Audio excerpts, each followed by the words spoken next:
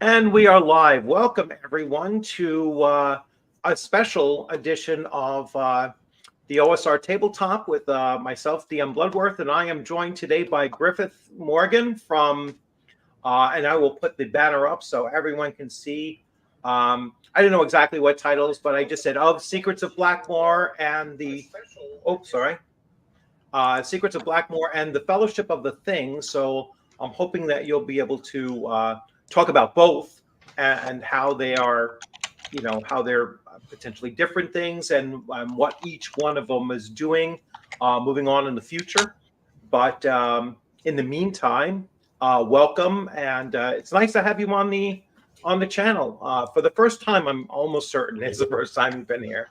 It's weird because I've watched your show, so I sort of feel like I know you already, And yeah, you mentioned it before we started that I hadn't been on your show, and I was like, really? I swear we've hung out together because you just seem like a familiar person to me now after watching. Yeah, well, we probably followed the same channels. I've seen you on a number of channels and watched your interviews elsewhere where you're, talking about the secrets of Blackmoor and everything that got into it. Mm-hmm. And I have to say, I mean, seeing the, because I got the Kickstarter special edition, and watching that literally opened up like a whole new perception, a whole new knowledge base of the history of Dungeons and Dragons that I just wasn't aware of, and just such a phenomenal, a phenomenal CD to watch, and I encourage everybody to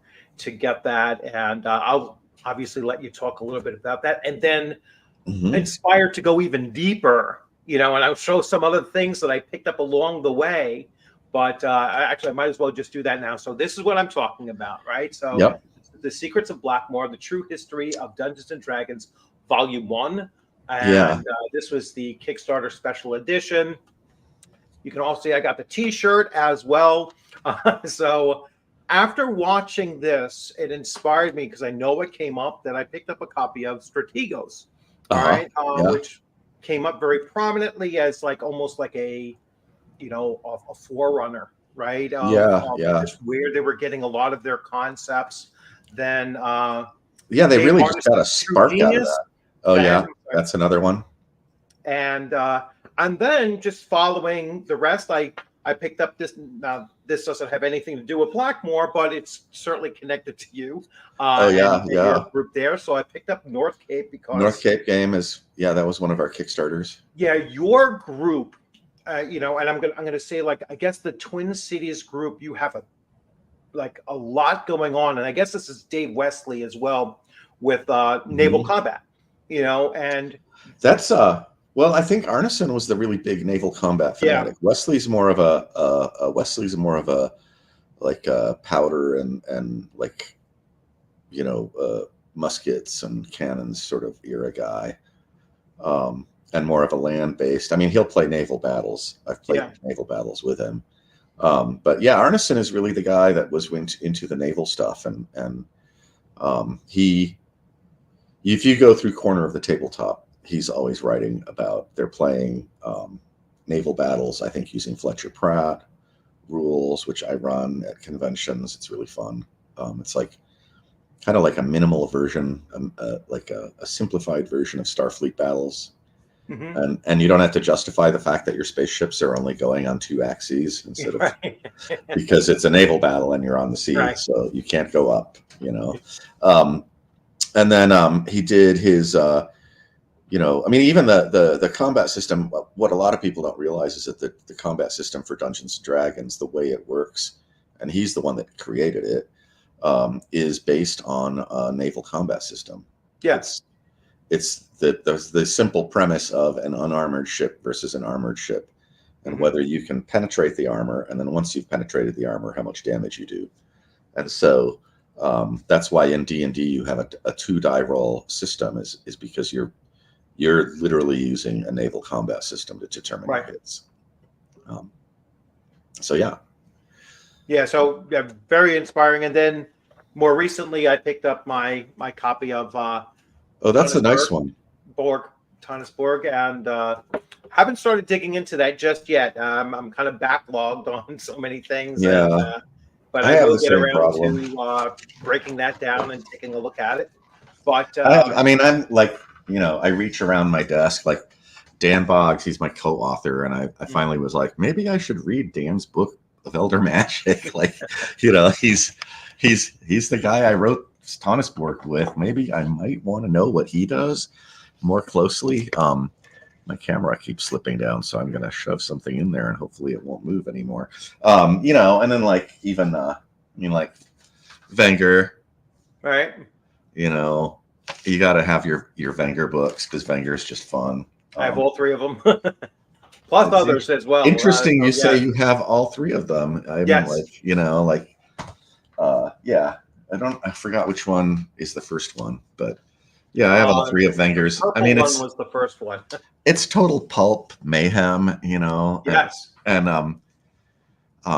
I think he's just a fun guy. So, it's fun to read what he has to say. It's actually nicely written, And then, yeah, I mean, I get stuff. I love to pitch other people's stuff. Like, like that's the whole thing with like, you go to Watsy's channel and they're only going to talk about their product. Right. Right. And I'm like, there's a lot of good stuff out there that you can use with your others. Like you could use the Chult ideas in Tonis Borg. I'm sure there's stuff that would overlap and you can put it together, or Dan Boggs' Book of Elder Magic. Well, that's going to dovetail with the rules in Tonis Borg.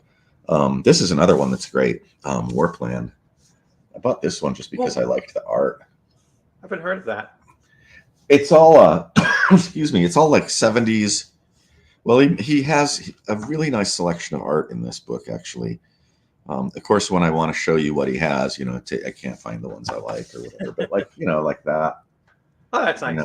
Yeah. It's all South American comic book art from the 70s Cool. that they're reproducing. And I don't know if, how they worked out the rights for that, but that's what they're using in their book. And it's just a lovely thing, and I don't know if I'm necessarily interested in the game itself, but I just saw the artwork and I just said, I got to have that in my collection, Yeah. Because it's weird, it's this is weird stuff you got here. Well, like you said, I mean, you could pull inspiration from anything and port it into anything. And so even a picture is something that, that can draw you right in. Talking about Venger and talking about that very concept, I was talking to Venger like a year and a half ago or something, and I was looking to create a scenario for Chult. And it was all inspired from a book, a magazine cover from Savage Tales that I remember with these like three biker girls shooting machine guns and everything like that. And I was like, just really pulpy, ridiculous. Yeah, I was like, yeah, you know what? That would be so cool for it to be Chult. And I says, but they have to be, halfling thoughts, toting machine guns, riding on trikes. And it was just like, right, totally out of like, right. You weird shit. And I was like, then that would be Chult. And you take it. It's like it's already bent, and we're gonna bend it even further. Yes, it's just gonna go. So yeah, you can draw inspiration from, from just an image in a book, and if you end up using it, that book just became valuable, right? Yeah, Now it's, so I don't need the game system. I could take one picture out of it, or I could take one nugget of the game system and say, hey, I'm going to use that instead. I mean, there's just so much out there that, and no game is perfect. No game system is perfect. And they've been designed from the very beginning for you to manipulate it to a certain extent. Yeah. I mean, if you look at the early editions, AD&D, they tried to lock it all down, and they were really going for the self-contained turnkey product with AD&D, which is why I don't play AD&D, because to me when I was a kid, when AD&D came out, it was like the way people react to 5e now that are old gamers. I was just like, oh, Jesus Christ, you're ruining the game. It's all Greyhawk system. It's all Greyhawk world, and You know, I'm a very kind of grognardy old OD&D player, but I'm kind of changed now. I'm open to AD&D. But yeah, you had the freedom to do whatever you wanted and bring whatever you wanted in, and that's what's great. I'm trying to think of like, I don't know. I ran that.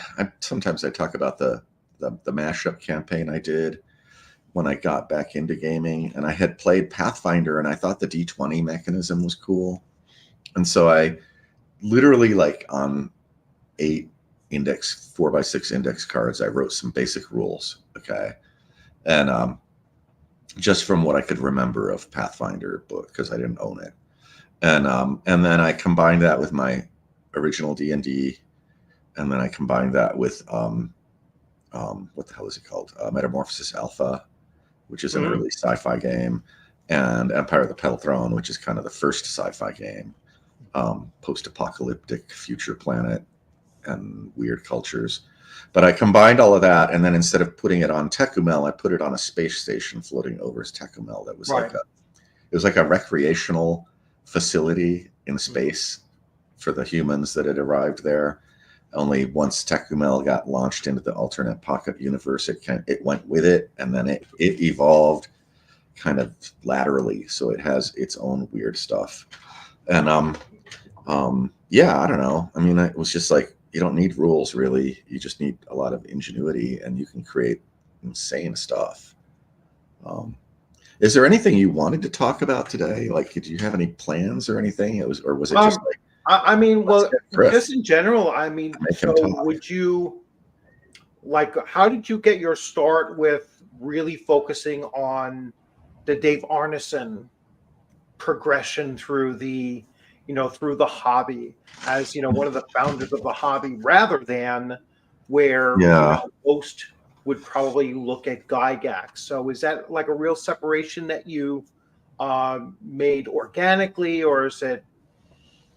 Well, I was a big nerd, and I'm still a big nerd. So when I was a kid, I had a subscription to Space Gamer magazine. I would buy the Dragon at the store, but Space Gamer was kind of a weird offshoot from metagaming, and they were producing really cool little pocket games and stuff. So I was a big fan of everything that metagaming was doing. And they had, in fact, it's in that trove that you can find on, I think Ruins of Merkill still has on their forum a link to all the legal documents. And in the legal documents from the trial between Arneson and Gygax, one of the things they put in there was a copy of the interview from the Space Gamer magazine in 1979. And I read that, and then I was in my hobby store. I mean, you got to understand that we didn't even know what these guys looked like. I'm trying to think of how many times I saw a picture of Gary Gygax in that era, and I can't imagine. I might have seen one maybe in 79 or 80. Up to that point, I had no idea what these people look like. Right. Same thing for David McGarry. I remember being in the hobby store looking at the games. There was this dungeon board game, and I'd seen ads all through all the TSR stuff, and I opened it and I looked at it, and I was like, wow, this is kind of weird, and I was trying to get a mental image of like, who is this person? And I mean, to me, I'm like, God, maybe 16 years, 15, 16, and these people just seem like gods. They invent these things, and then they make them into these things that you can buy. Yeah, so it's funny to be friends with people like David McGarry, and I have that memory of like, who is this person? No connection to anything, and so I'm ramble. I'm sorry. No. One of the things that we had back then was we didn't have a lot of examples of games. We had Judges Guild material, which Judges Guild was just off the hook. I mean, those guys just, and I got to say, Bob Bledsaw Jr., really nice guy. He caught a lot of flack for stuff that was taken out of context, and he got all canceled. And at the time, I was sort of like in that sort of like, now I'm like, I don't care, like unless I have it within a full context, I'm going to go look it up on the internet and find out what it is. Right.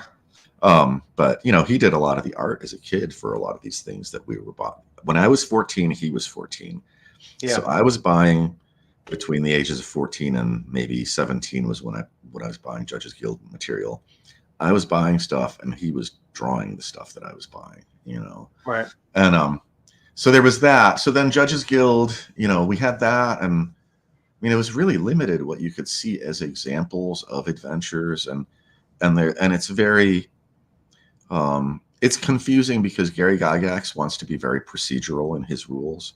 And so you look at all the procedural stuff that's inside of Dungeons and Dragons, and it works one way, but then you look at the modules that even TSR produced, and it's very clear that, I mean, you'd have to be an idiot to not realize that nobody is using the procedural rules for stalking dungeons. They're just making shit up. Yeah. And they're balancing it to the best of their ability. And yeah, and that's what we did as a kid. I mean, Wandering Monsters, you'd use the charts, I mean, I remember just like certain Wandering Monsters I didn't like using, so I just wouldn't, if I rolled that, I'd be like, I'm not going to run that. I'm not going to have fun doing that. So they're going to have giant rats, because I love giant rats, Yeah, so I'm rambling. We didn't have a lot of, and then the one thing we had that was actually in Dungeons and Dragons up to the point where they start releasing their own modules was the Temple of the Frog. And it's really compelling because it's a very wargaming sort of thing. And it's a scenario. Absolutely. I mean, when I looked through that for the first time, because I finally got around to probably about a year or so ago, I bought my white box a year or so ago, and got it for what I thought was like a steal, so it was like, $500. That's a steal. And that's a steal. At the time, yeah, certainly. Although the box is shit, but the rest of it, all the content. Yeah, but they're all And then I got the supplements, and when I first started looking through Temple of the Frog, I was like, holy cow, look at the numbers in these encounters and everything. I was like, yeah, are you fighting this as a war party? Are you, and yes, you're absolutely right. It really does read off like, you have massive groups, of opponents in there, to the point that I was like, this is a war game. I mean, you could definitely see. Well, and it's what's confusing is most of Arneson's writings are really confusing because he always assumed people were kind of on his level when he would talk about things, and so he would sort of use coded language, and he wasn't very clear about describing exactly what he was doing. And so when you look at Blackmoor, it begins as a wargame campaign, but by the time it begins, they're already doing role-playing in their group. Yeah. They're doing a different kind of role-playing. And I think that's kind of like a really important thing to understand, is that Arneson's invention for fantasy role-playing is a unique concept. And it is distinct from Wesley's role-playing game, Brownstein. And so it's sort of like they kind of go up the avenue toward Brownstein. They do Brownstein. Arneson realizes, I can start from this launch point that created Brownstein, and I can go in a different direction. And I can create this other thing. And it's going to be a much different experience, because in Brownstein, you don't have the referee controlling reality. You get the reality is laid out for you, and then the players go off and they can interact and play. They don't need the referee there while they play. In Arneson's game, if the referee leaves the room, the game stops. You can't do anything because the referee has all the secret information. And so rambling. No, anyway, no, Arneson's hanging on every word. Well, I mean, I think it's important to know that, you know, and I think that in Secrets of Blackmoor, that was one thing I didn't emphasize enough. When the Blackmoor part comes up, I try to say, like, you know, Arneson takes the players off the table. Like you do not have a board, you know. You especially when he invents the dungeon, you do not have a board.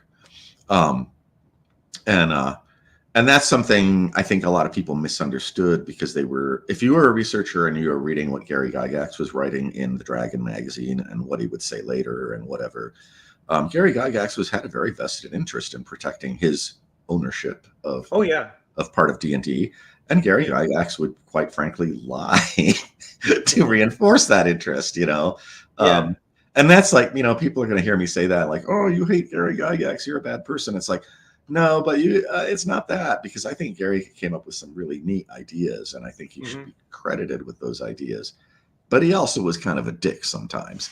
There's two Gary Gygaxes. There's like the Gary Gygax when he and Dave are working together, and it's like this collaboration. You see it in the letters in those documents too. There's this warmth between them. They're working on this thing together. It's really exciting. Once the money gets out, and Gary starts like, I need that money, because money can get me more cocaine or something. I don't know. Well, money does corrupt. Power, money, fame. But just to kind of come full circle with that, Arneson was very difficult to understand. So if you read Temple of the Frog, you won't understand that he's running his campaign on a very, it's like his players, he and his players are capable of doing what I call switching, which is they switch formats. So it's like 1 minute I'm like a guy walking through the dungeon, right? Another minute, or I'm a guy walking through the dungeon. I'm also playing this evil character in the campaign that's conniving against everybody that's in the dungeon. But today I'm here and I'm going to be part of the party. So I'm not going to metagame it. I'm just going to be one of the dudes, going along on the adventure, and I'm not going to try to get them hurt. Or you have players who also are maybe playing a secret character or another character that is the ruler of a domain and has an army and is somehow involved in the campaign on this higher level of this army level. Right.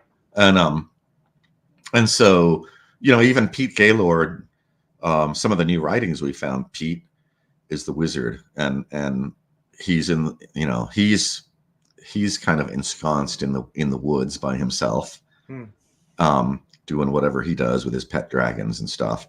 And the players will leave town and they'll go to the Wizard of the Wood to talk to the wizard and ask him for advice or what have you. And he'll be like, well, I need you to go down.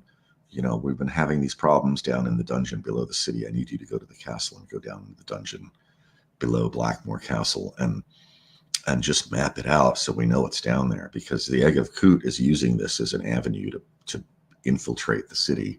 And so, here's a PC that's, and it's likely that Pete wouldn't be there, and Arneson would just play Pete for him. And so he would use a player character as an NPC to then have like a patronage sort of system where then other players are like, oh, okay, the wizard has sent us on a quest, Yeah. And it's not like they're compelled to do that in any way. It's just like, maybe you should go check that out because there's something going on down there. And they're like, okay, we're going to do that, I have that in writings. This is a description of something. We just found some new writings by Arneson. Arneson would do these typed write-ups of his adventures. And so we have a whole bunch of writings now of early adventures that we've never seen before. And so it's given us all this insight into what was going on. In fact, we're going to publish it. I just finished the text. I'm going to send it off to the editor. Sarah Veglon is our editor, and she's going to go over it. And then once she gives us, corrections and suggestions, and we do that, we'll be laying it out and hopefully getting it out in the next. We'll probably get it done in about 2 weeks, and then there'll be like maybe 1 or 2 week delay between proofing, print proofing, and stuff like that. So we should be getting it out maybe a little bit after GaryCon. We should be coming out with our new book, which is going to be called The Blackmoor Gazetteer, and it's going to contain most of the essential documents that one would want if they wanted to run a Blackmoor campaign, or if they wanted to know the history of Blackmoor. But anyway, you go back to Blackmoor in terms of Dave Arneson's Temple of the Frog. Once you know that Dave's players are switching, they're flipping from different roles, and so the Temple of the Frog gets created by a player. Dave says, hey, Steve, I need a bad guy over here to be the opposition for the players, but it can't be the heavy duty like the Egg of Coot, which is like nearly invincible, like Lord Sauron or something like that. It has to be somebody else. So Steve Rockford goes off, and he happens to watch a Star Trek episode, and he's like, that's a perfect idea to just port it into Blackmoor. So he ports it into Blackmoor, and so that people don't realize. I don't think it's very clear in in this supplement that the high priest of the Temple of the Frog is actually a person that has arrived on Blackmoor. He's not somebody that grew up here. He's a spaceman. And so he comes up and he starts this religious cult. He rules over this religious cult. And so you can approach that. You could attack them, but he's got a fortress and he's got an army. And so he's, that's going to create a different situation. Or you can go in there and you dress up like peasants and you go to church, like, hey, it's whatever day, it's evil day. We're all going to go to the Temple of the Frog and worship the frog. And you just sneak in and you watch what's going on. And it's like, okay, they're doing some weird culty stuff. And then it's like, well, how can we get in there and loot the place or figure out more? Maybe there's another entrance. And there are other entrances. And so then, you go from being like just a spy where you're just getting information to now we're going to be the commando raid. Like we're going to be like in World War II, like with the little Sten guns, the little British commandos, and we're going to be sneaking in and raiding the Temple of the Frog, but we're going to do it. It's not a full frontal attack. We're going to try to do it surreptitiously because what we want to get out alive. We don't want to set off the alarm bells because then we're screwed. And we also want to get some loot and some information so we can maybe go back and do it again more successfully. And so that's kind of the one of the big things with Temple of the Frog. Nobody understands how you're supposed to play it. And it's like you can play it on like three different grades, That actually brings me to one of these questions here, and maybe you've already touched upon it. So did Arneson have players running different factions within the dungeon? Well, the first dungeon adventure is interesting because we don't have an actual story of that written anywhere. What we have is mostly Greg Svensson, and I think he talked to some of the other guys and he did a write-up. You can find it online if you look for it, like Greg Svensson's first dungeon adventure or something like that, or the Great Svenny. What's fascinating about that is that the very first dungeon game, people assume that it's more like a miniatures war game because it has two sides. So what happens is a wizard and his Balrog associate steal something from the king and they go down into the dungeon. They escape into the dungeon.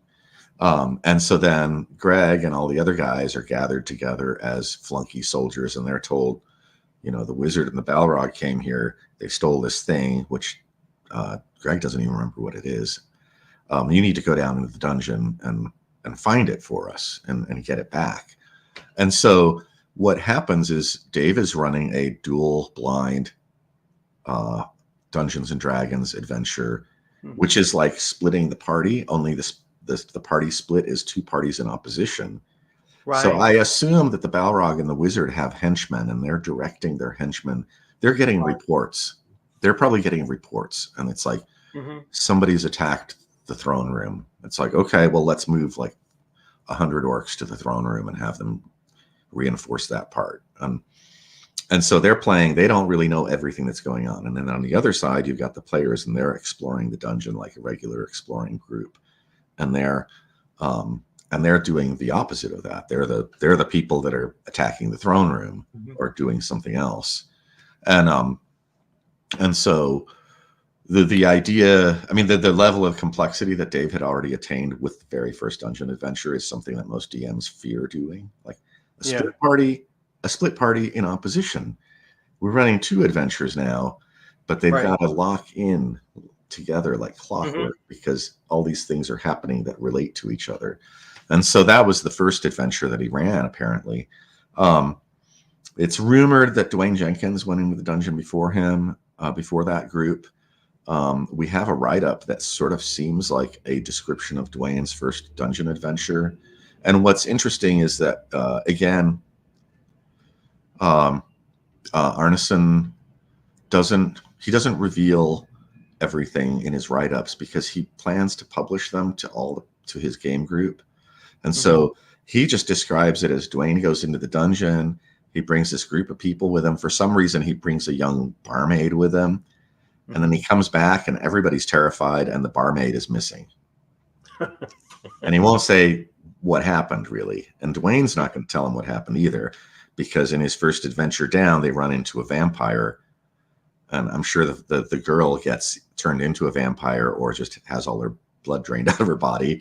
And Dwayne gets bit, but then manages to escape. But then he becomes a vampire. And now you got this vampire problem in Blackmoor because they're just, they're everywhere now. Like Dwayne's running around turning everybody into vampires and he's going to take over Blackmoor, right? And there's a whole story too later where David McGarry captures Dwayne and, Dwayne, David McGarry has an ESP medallion so he can track what Dwayne is thinking. And Arneson describes to him, Dwayne is saying, what Dwayne is thinking is like, I'm a snake, I'm a snake, I'm a snake. And then I'm a rat, I'm a rat, I'm a rat. And then I'm a bat, I'm a bat, I'm a bat. And he's like, what's going on here? Or I think it was rat, snake. So he turns himself into a rat because he's a vampire and he gets through the bars. He finds a drain pipe, turns himself into a snake and snakes out. And then he's outside and he's a bat and he flies off. And so he escapes. And so McGarry experiences the escape of just these feelings of being these different animals that Dwayne is having,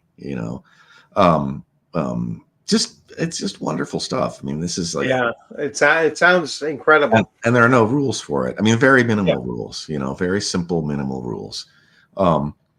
So yeah, I don't know. I mean, I can go on and on about Dave. Yeah. Speaking of rules, because this is one thing that I came out of watching The Secrets of Blackmoor, and I was like, every once in a while they rolled dice, and it looked like they were only rolling 2d6. Oh, when they ran the game with Bob Meyer, yeah. Well, that's another one. We've had a lot of debate because there's kind of a core group of researchers that helped work on Secrets of Blackmoor, and Michael Kalia, who's one of the guys. He's the guy that discovered all the court documents in the National Archive and was like, you can just go buy it, Dan Boggs, Wittig, who else? Anyway, the group, Era Winter, who else? Anyway, we're always talking about these things, and it just came up, the idea of like Dave was only using 2d6. But there is an interview online that he did where he went on a trip to Europe in 1971 as part of his graduation present. And so he was in London and he went into a game store, which can only be like the big game store there that everybody used to go to back then, which I think might even still be there. He found a couple dice that were maybe 6 percentile dice. And they were the old percentiles that go from 0 to 9 twice. And so he had those, and he talked about trying to use those, and he did have those, which in terms of Gary Gygax didn't actually have D20s. And they talk about Tractics, which Gygax actually didn't write anything in Tractics. It's just when they went to publish it, they put his name on it because it would help sell copies. He didn't write anything in the manuscript, and Reese was fine with that because he's like, yeah, I'll sell more games. What do I care, right? But they were using, I think, poker chips in a tin can, a coffee can, to do their D20s because they didn't have. Right? Yeah, they were using chips. Yeah, I think it was poker chips. I think that's specifically what it was. I'm not a Gary Gygax scholar, so I can't go into a lot about Gary Gygax, and I won't, And then there's all the BS about the conflict, and so people see me as sort of like, you hate Gary Gygax and you're trying to win the war between Gygax and you know what, I'm going to say something to that, because when you watch Secrets of Blackmoor, and certainly when I watched it, I did not get that impression at all. I was like, it wasn't really an attack on him at all. It was just there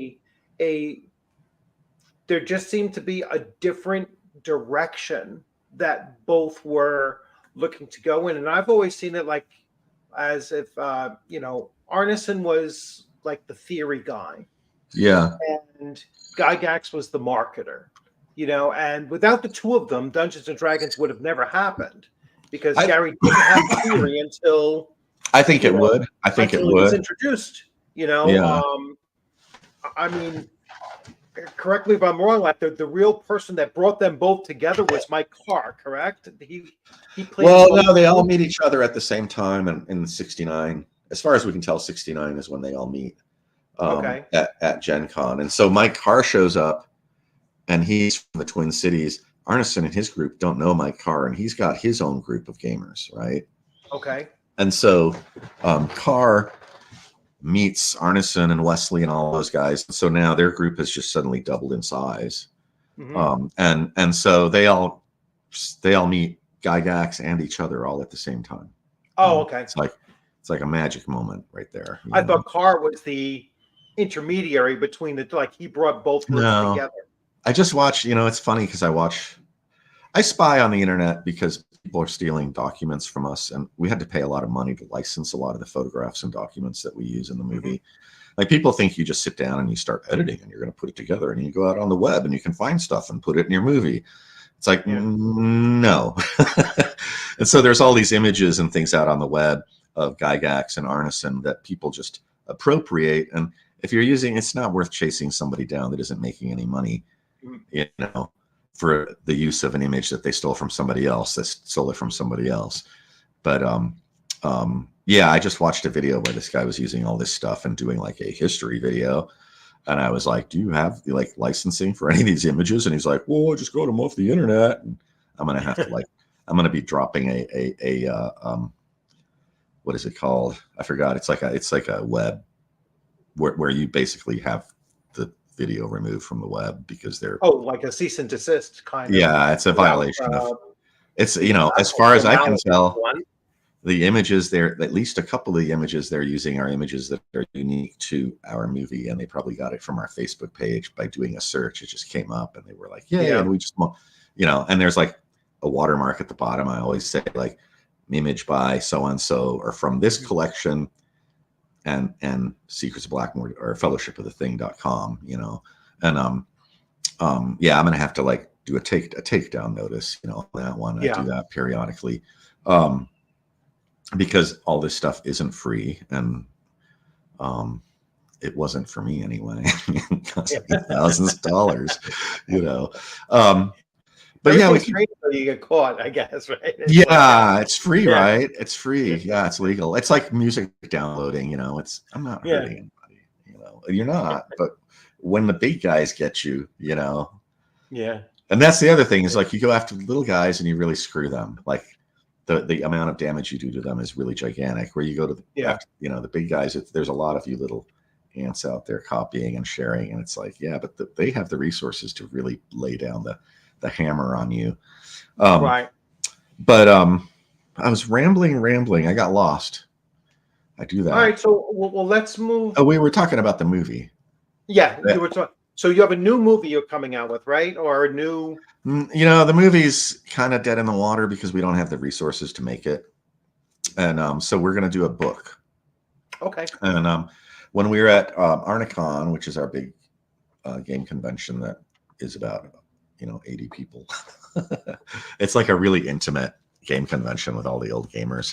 It's fun as hell though. When we were there, Ken Fletcher gave us a bunch of stuff in a box, and it was stuff we had never seen before. And so like I have like these write-ups like the Dungeons of Blackmoor Castle, Into the Depths of Blackmoor Dungeon and Back.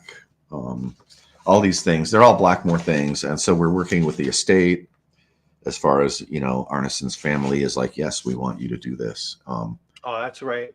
Here's another one, Return to Blackmoor. Cool. So this one's like maybe 8 pages of Arneson describing himself as a character in Blackmoor, arriving in Blackmoor. And then he describes how his friends show up because they're looking for him to rescue him and save him from Blackmoor. And that's kind of how Blackmoor begins. And around what time, like what year is this coming from? See, that's the tough one too, because Greg Svensson says that his first dungeon adventure was over Christmas break of 1970. As far as the written record is concerned, we really don't see anything until later maybe March of 71. Right. Mention of Blackmoor. And I'm open to the idea that Arneson was doing stuff in 1970 because it was, you have to understand the context of the time. Nobody wanted to go around and say like, yeah, we're playing this game and we're like elves and wizards and we go into this like dungeon in the castle and we fight monsters. We didn't want to do that in 83 or 85 or, even when D&D came out, it was like trying to, it was like, oh, you're one of those guys. Yeah. Like the D&D players. No, it was like, you guys, you losers. A thing. Yeah. It was absolutely not a thing. We were a very small group all throughout the, the late 70s into the 80s. And I think the biggest concentration we ever ended up having, because, we didn't go to conventions yet. I didn't go to my first convention until 85, but it was like maybe 3 tables. So about 20 of us at the public library was the biggest collection of game players I've ever seen, for that first 20 years. Outcasts and throwbacks. Yeah. Everybody we were all like nerds and, like you said, the outcasts and everything. As well, when people today, they'll be like, oh, you tried to, you tried to keep, you kept girls out of it. It was like, holy shit, we would have loved to have girls at the table. My group didn't want to be there. My group was tiny. We had about 10 people maybe that would kind of drift in and out. There was a developmentally disabled girl that sometimes would come and play, and the guys just treated her with kid gloves. Like they just were like sweethearts, Yeah. And then another time a girl showed up and I was just like, ooh, a girl that wants to play RPGs with us. Oh my God, and, I was just, and then looking back, people, there's all this stuff about like, you're anti, I don't know, LGBTQ or trans or whatever. And it's like, I can guarantee you that if you got a group of 10 guys, there's probably one gay guy in there. Oh, it's just statistically a fact. Yeah, my group was extremely diverse. All right, so our first dungeon master was an Indian from India. Yeah. We had a Jewish friend, a Puerto Rican Italian. Myself, I'm mixed between Italian, German, Irish. So strictly European, Chinese. And of one other kid as well that was in like from time to time, probably German for the most. Yeah, I think German he was. But our core group was just like 4 best friends growing up from second grade all the way up through to high school and about 2 years beyond high school. And we tried to get one of our friends' sisters to join the group, and she had no interest in it. My younger sister was 2 years younger than me. She had no interest in it. There's a guy who did a video, an African American guy, and he talked about why African Americans don't play D&D, and I remember seeing that video and I was like, when I was growing up, my black friends, one of them was on the high school football team, and so we sort of knew each other, and we'd be like, hey, but we'd kind of like grown apart a little bit in interests. But it was like, one guy's on the football team, and then the other guy is totally like James, who lives like a block and a half from me, and we still hang out. He was totally into music, and he had like instead of game magazines, you would go to his basement and it was music magazines from like Trouser Press and all that stuff. He knew everything about every punk band or whatever, metal band, you name it, and he would just sit in his room and play guitar riffs, right, all the time. And so he's like, I'm not going to go, I'm not going to hang out with you losers. I'm busy playing my guitar, right? And so it's like the whole thing of like, you're excluding people, you're not being inclusive. It's like, no, they didn't want to hang out with us because we were the losers. Yeah, it was very, very cliquey. And I don't know if it's different nowadays. I mean, I have teenage daughter. Well, actually, my oldest daughter is 22, and my youngest one is 18. But it's like they don't have the same connections to school. Like they don't have school friends. You know, they just have their friends on the outside. So it's like you don't get that sense that they have that clickiness. Yeah. You know, in the school, they're disconnected from their school community, if anything, in comparison to, you know, what we had. You know, and they're glued to their electronics more so than, you know, certainly than we were as well. But I don't know. It's a very strange thing because we have different. Yeah, the culture for gaming was not standard American culture. And so a lot of people don't understand that when they look back. And so like, you know, like, oh, the founders of D&D, they're like, I mean, it came up with that recent video you did a commentary on, which I really liked, and I reposted your video on it, was the whole WotC thing where they have to go on a diatribe about what a bad person Gary is. And, you know, WotC's great because we've got sensitivity consultants, you know, and it's like, you know, you have to put it within the context of the time. And so if you have somebody living in a place like Lake Geneva, I'm sorry, Lake Geneva is going to be probably predominantly a white community. So you're not going to meet many African Americans, you know. But then if you look at the group of gamers that was there at that time, a gay gamer would not out themselves. Well, I happen to know that some of the people who were in Gary's group were gay, you know. I'm pretty sure, what was it, Len Lakofka? You know, he was the guy that they ran the first Gen Con in his backyard, I think. You know, and he passed away like last year, but I'm pretty sure Len was gay, pretty openly gay, you know, now, but back then it was just like, well, you were just kind of like the intellectual sensitive kid hanging out with the other kids. Right. And so, you know, and ethnically, it's just like, you know, there are demographics that are going to appear. When we did the movie, the one clip I could find of gamers playing war games was the SPI commercial, and SPI was located in New York City. If you get a room full of boys that are war gamers together in New York City, you're going to have a heck of a lot of Puerto Rican kids, a heck of a lot of Jewish kids, a heck of a lot of black kids. And you watch that video and you get that demographic. It is not, you know, like you look at it and you're like, you know, and it's like whenever I have to deal with all this like social stuff about, you know, people being bad, whatever, is that's just like, no, you weren't there. You're not doing, you know, your research is biased. You go watch Secrets of Blackmoor and it will just slap you in the face as far as what those demographics are. Me growing up, half my friends were African American in school, and the other half were weird mix of kids from all over, because my school was like the neighborhood where student housing kids from the university were going to this one school. And so you had Asian kids and Indian kids and whatever. Right. And that was in the 70s. And then I went to an alternative school, and I can show you a photograph of our school's student body, which was maybe like 60 kids. And it's mixed, you know. And so and we really believed in that, you know, like we were really, I mean, it was just like, that was part of our whole shtick with our generation, was like, yeah, we're breaking away from all that other bullshit. So yeah, I don't know. Yeah. So I get tired of all of that. That's my point. I just get sick of talking about that within gaming.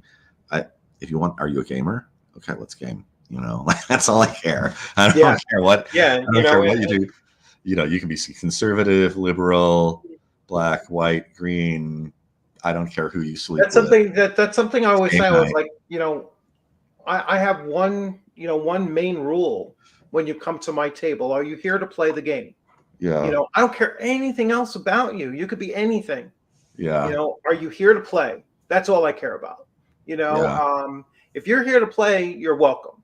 You know, and we'll play. I don't even know. I have players now that have been playing at my table for close to 3 years. I couldn't tell you other than their name. I couldn't tell you anything about their orientation, their, you know, a majority of their background, you know, or whatever. You know, it just never comes up because we're there to play. Yeah. You know? And I think that's I wish that's where the hobby would really focus on, is that, you know, everyone is welcome at the table as long as they're here to play. Yeah, it's the whole new thing, and I don't know. I mean, I kind of always end up talking about that because I'm just like, it's something that comes up when you're on social media, especially. I'm just not going to argue with you about that, and I don't post stuff, and people want to get into detailed discussions about it, and I'm like, go solve it for yourself. Like, I've already worked it out. I'm 60 years old, Yeah. I don't need to prove anything.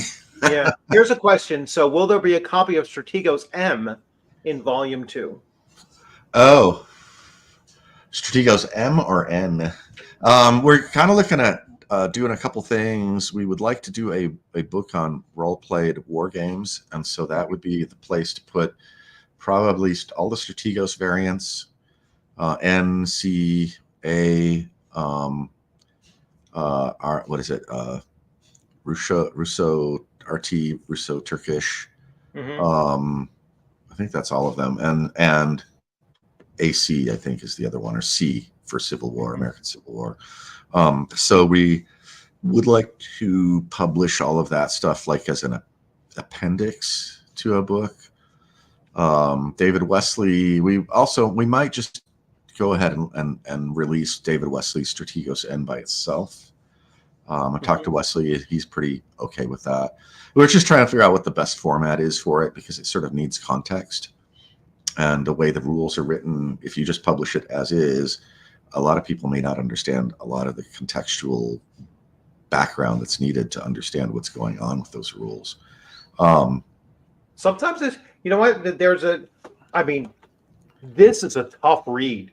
I mean, this is a monster read, and just sifting through it and just trying to.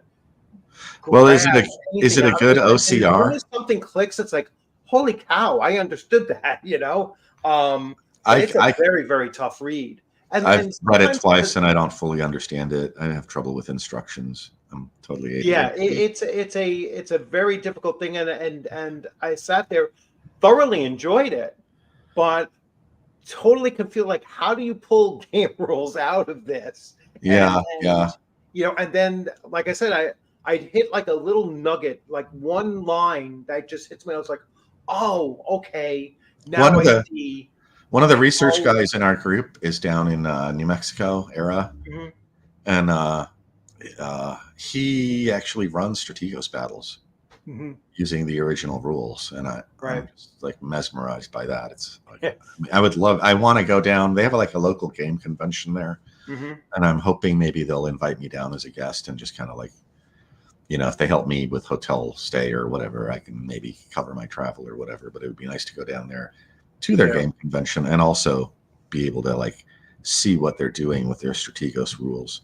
But yeah, no, I mean, when I first started doing research, I found an OCR of that, and the OCR I had they had not edited it or corrected it. They just OCR'd it and threw it on the web, and so it was full of flaws in the language, and it was just impossible to read. And I read it, and I was like, I have no idea what's going on here. And then David Wesley, when he got it from the library, he actually Xeroxed the whole thing.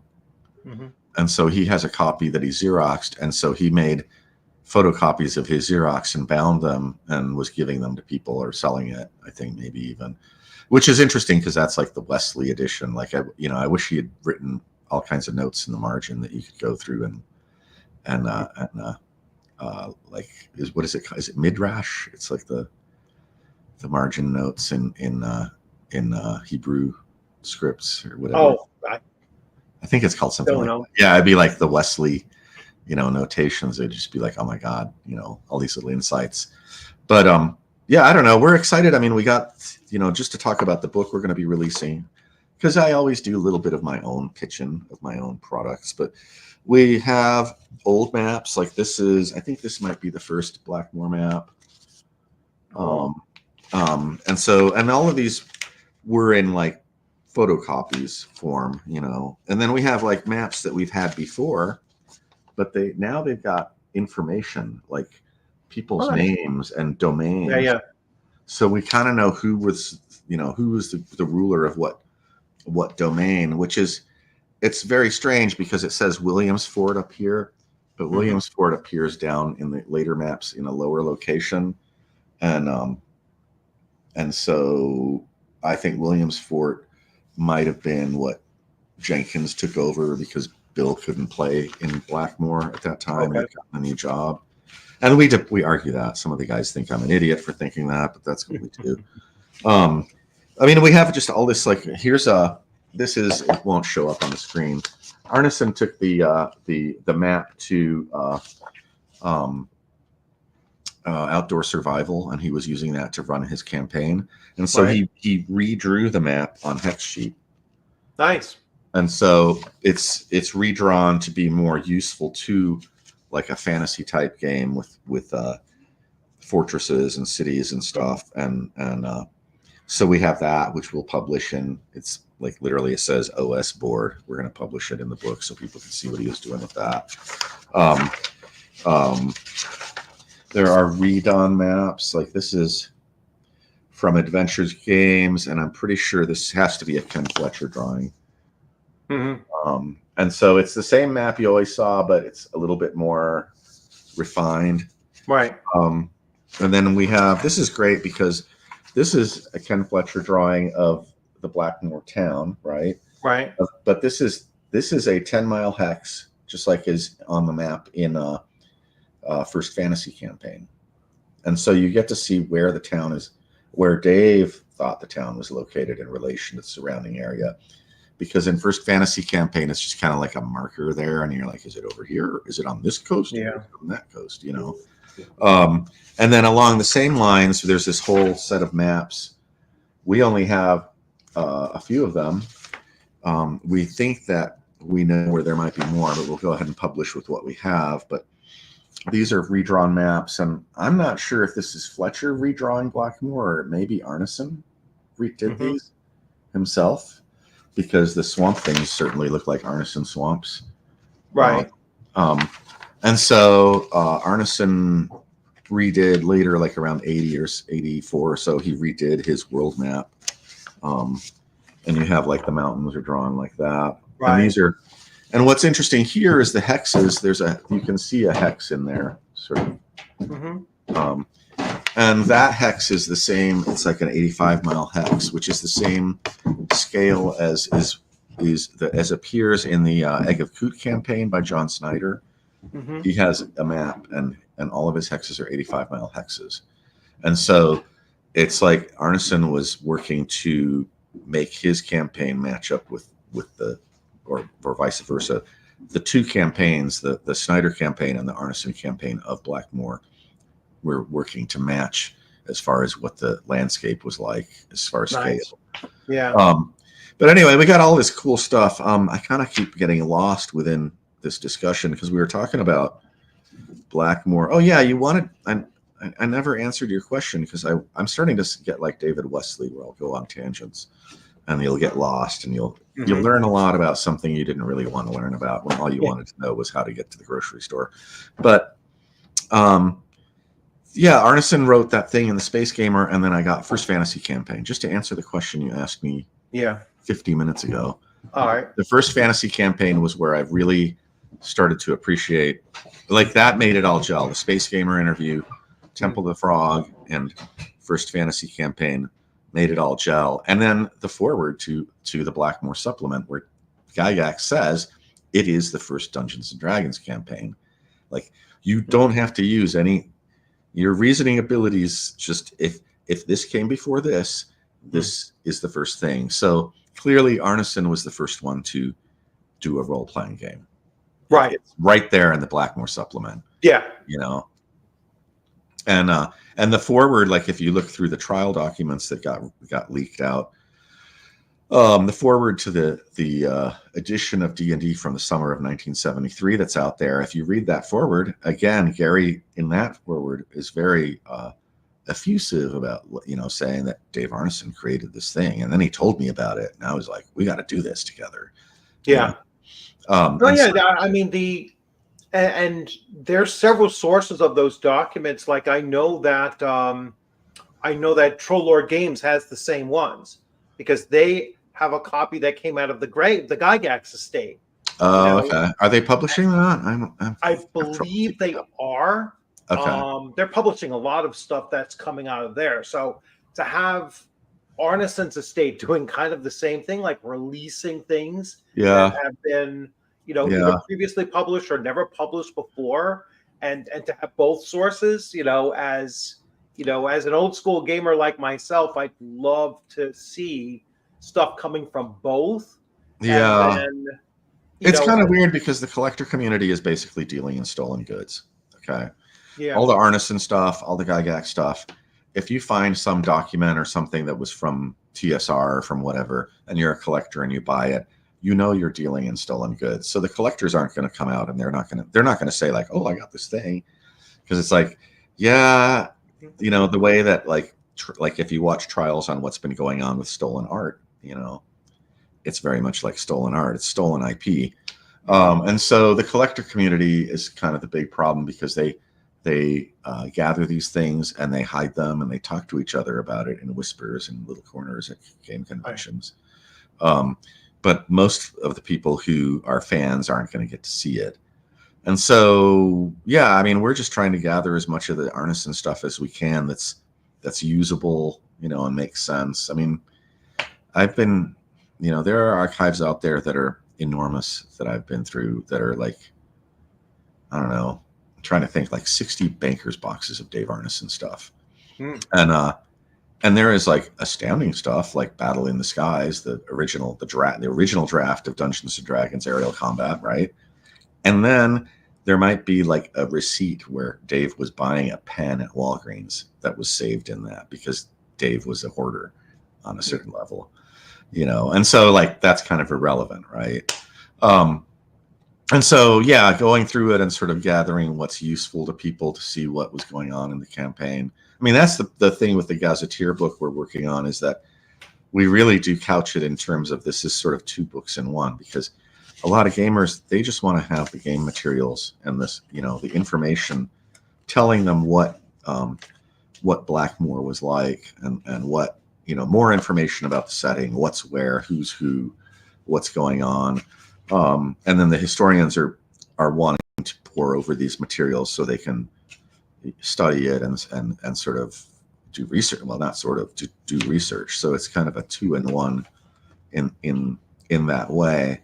And the material we have is so new that the guys, like we have email conversations. So all of the guys are kind of going nuts going through it. We have a lot of different theories about what's going on that we're just throwing out, and we're just seeing what sticks to the wall. And so we don't, I mean, that's kind of how I wrote the book too, is within the context of like, this is a real-time thing. I should remember to write, I should add that in. This is real-time research, you get this book. We don't have researchers who are going to say like, this is what it is, right?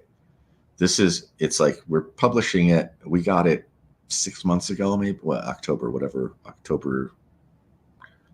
Yeah, we're like 6 months ago, we're publishing it. We haven't had time to vet anything, and we haven't had time to create theories about what things are. We're just going to release it into the wild and see what you people think. And then maybe like, other people might be like, oh, wait a minute, like, I think this relates to that other thing. Because it's kind of like that. I mean, it just takes a long time you load the stuff in your brain, you ponder it for a long time, and then one day you make a connection in your head and you're like, oh my God, this is referring to that other thing. Like these two things are connected. Yeah, I was actually going to ask you like looking over all of that, older material and everything, what is like one revelation that just like hit you like, oh my gosh, that I wasn't expecting to learn? Well, the trial stuff, I was looking through the trial stuff, and of course I'm brain damaged today. And I saw, it was the interview from Different Worlds that Arneson did. And it was in that interview, he makes mention of something, and I suddenly, he mentions and we have it in interviews, but I'd never really connected it, right? That they had a medieval game in the 60s, okay? And in that medieval game, they had 3 factions. And I had been like trying to date the medieval battle notes that are in the Blackmoor in the documentary. And in the documentary, I say, I don't know when this happened, but we're seeing Brownstein elements, we're seeing Strategos elements here. It's, is this Blackmoor? It's not called Blackmoor, but is this the beginning kernel of Blackmoor? And so now that I have that interview and I have a date from Arneson and I have other interviews where I think it's Ross Maker talks about that battle too. He's in the notes. I can place that in the 60s, and so I can say, well, that's in the 1960s. I mean, is it? And then it's like, is that before Brownstein? It could be before Brownstein. So it kind of feels like a Brownstein mixed with a war game, and that tells you the sort of the scope of role play that they have in that time period. So that was kind of like a, oh my God, this has totally like changed things for me. Right. In the notes, what's frustrating is that Arneson doesn't really talk about game systems. What you see, one of the things you see, there's the whole chainmail myth. And part of why I think Arneson talked about using chainmail so much was because he wanted to convince Gary to get involved. Because Gary was kind of a big deal, because Gary had the relationship with Guidon Games, was that Lowry, I think. And so, before TSR, Gary is publishing things through Guidon, and so he's working these deals. So he's kind of like the fixer. So if you want to get published in a way that's like sort of productive instead of you and your 10 friends, you talk to Gary and maybe he'll get something done through Guidon and it'll go out,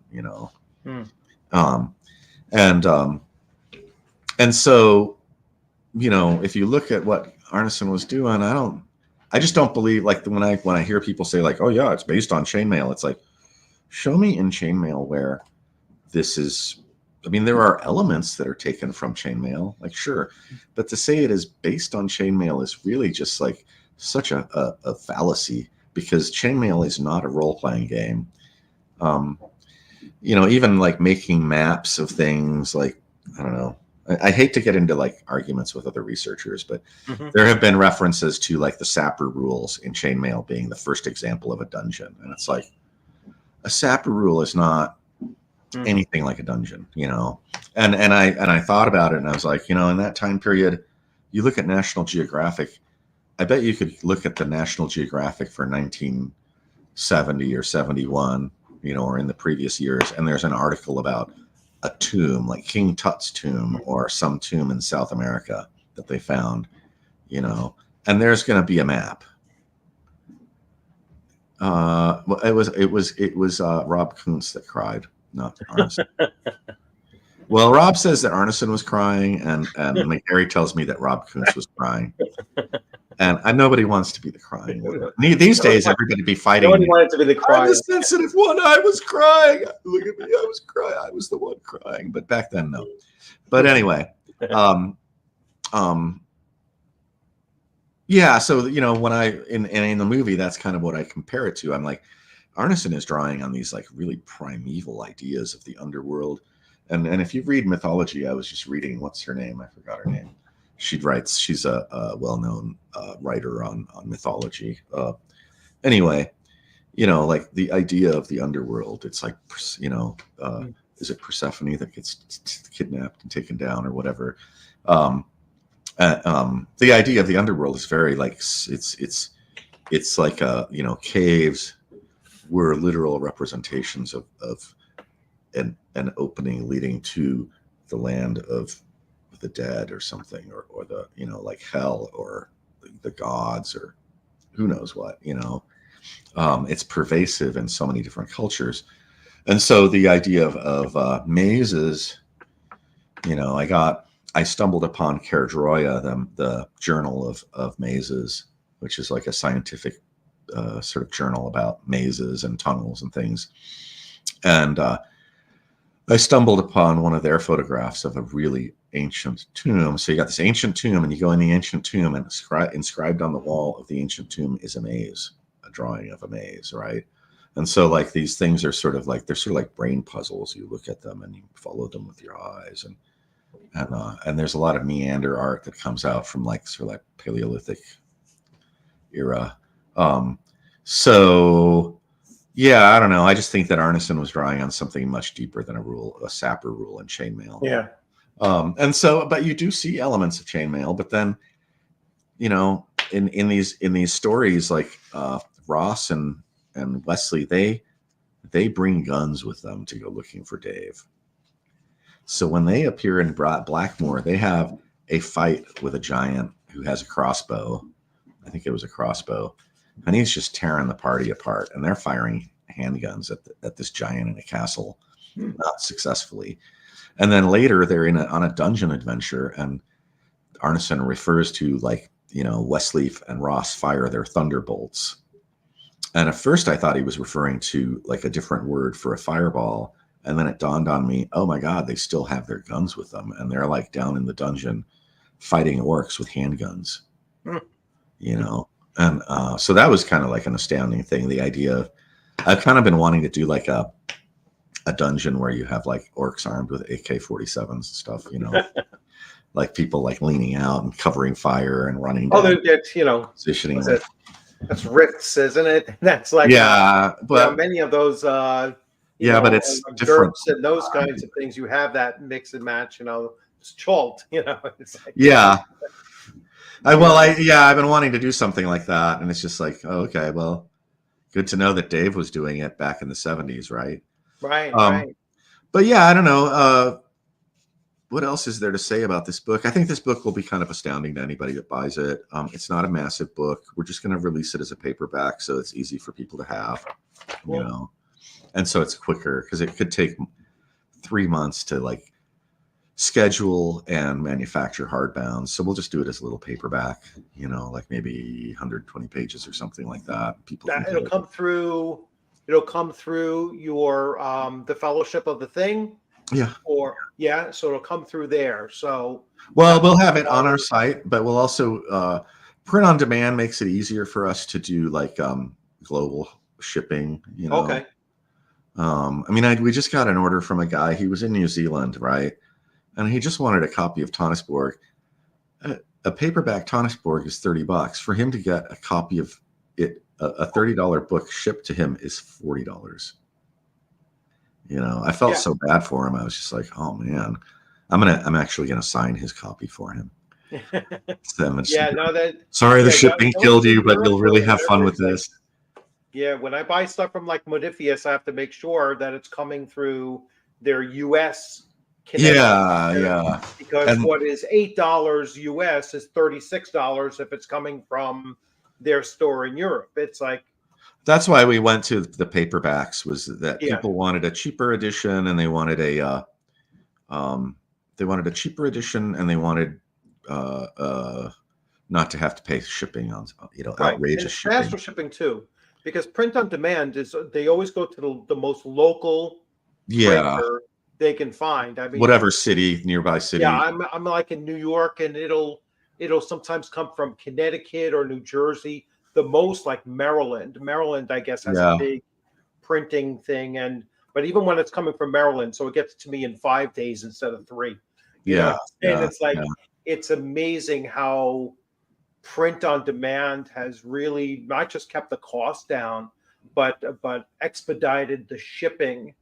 Is the big thing. I don't know why big companies, like I don't know why Wizards of the Coast doesn't bother with print on demand, considering all the trouble that they have with overstock and then having to sell it for 99 cents at a bargain store. Yeah, but they're printing their stuff in China, and yeah, I know, and that's it. Just doesn't. It defies logic. Why? Well, because you can get a container full of books from China, and it's gonna be cheaper to do it in China. They get deals on stuff, and they work stuff out. Guess so. When you're printing, that's the problem with issues too. Yeah, well, they have the famous exploding books of some of the editions that they did, and bending, warping cards, and all that crap. Yeah, the paper and cardboard stock that's coming out of there is garbage. I wish people could, like younger gamers could see the quality of the books that we got as kids, because some of those, like the original D&D books, are just amazingly, they're hand bound, they're sewn. I know I still have them. I mean, they're sewn, they're hand bound. I still use them. They're not falling apart. Color printing on fabric, and there's I have some that are like, I have my used monster manual, which got a lot of use, and it's a little beat up, but it's still, the pages aren't falling out. Right. It's a little dinged on the cover here and there, or rubbed a little bit. But I have some copies of AD&D books that look like they just came out of the shop. They're just pristine. I wanted to just, I can talk about that. The other thing I always want to talk about, well, I'm going to be at Gary Con. We'll just throw in some. Oh yeah, what cons are you going to? So you're going to Gary Con? I guess all the Midwestern ones, right? So we're in Denver, Colorado. Oh, you're in Denver, all right. Yeah, so Gary Con is a little bit of a haul for us. Mm-hmm. It's about a 16-hour drive, and so it's like, it's just hard to get to for us. It's a little bit. It's just enough over the amount of time. Like if it was 12 hours, it would be like, okay.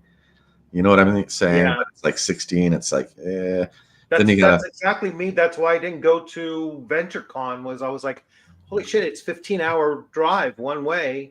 It's like that gets rough. I'd have to stay in a hotel, one night going, one night coming back. You need to find somebody that wants to go with you and make them do. Well, yeah, that would be great. But you're still. I mean, my days of driving from New York to Florida are, that ended when, when I was probably in my 40s. I can't do it anymore. Yeah. When I was in my youth, I could do it. Yeah. But at 57, I can't do it anymore. I've done Gary Con by myself. Like 1 year, I didn't get my vehicle because I have to use somebody else's vehicle, and they handed it to me at about 1 or 2 in the afternoon, and I started driving. And I was literally just I stopped at a truck stop and just crawled into the back seat and slept. I woke up, all my neck hurting and everything, to try to get an hour's sleep in the night. And then I drove through the rest of the night, and watched the sun coming up as I was heading towards Chicago before veering off to Lake Geneva. And I just don't want to do that again. It was just too good. So this is probably going to be my last Gary Con. It's just it's hard to get to for me. I have to haul a lot of stuff, Right. I have to if you're running a bunch of games, you have to haul a lot of gaming stuff, Yeah. And I'm pretty minimalist, and then if I fly, I brought my lead ships to VengerCon, and man, when they see lead on their little detectors in the airport, they go after you. They're like, lead. They use lead in bullets. It's like, no, they're shaped like little ships, right? And they're like, nope. And so I don't want to carry any of my lead ships or miniatures on an airplane because it's just too much of a hassle. So I don't know. That's kind of the thing. Last Gary Con for Griff. And then so what we're gonna do is we started doing Arnicon in the Twin Cities, and it's like a really small, intimate convention. Right. We just bring in as many of the people from the old crowd as feel like coming as special guests. And then last time, Malia was the guest of honor since it was the first one, and we had an autograph signing session because she can. It's a funny story because she was in high school and she figured out that she could fake Dave Arneson, her dad's signature, right? Notes to go to the school to get out of going to school.